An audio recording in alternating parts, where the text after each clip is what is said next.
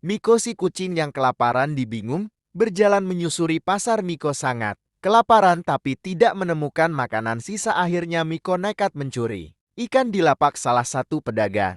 Namun sialnya Miko ketahuan dan hampir kenal pukul. Miko berlari dengan sekuat tenaga. Miko dikejar ledagang. Bahkan bukan cuma satu pedagang melainkan semua pedagang. Karena Miko yang nakal mencuri sampai akhirnya dilelah dan terlentang di atas karung. Namun ikannya hilang terjatuh saat lari. Pada akhirnya Miko adai yang memberi makan dengan ikhlas tanpa Miko harus mencuri lagi.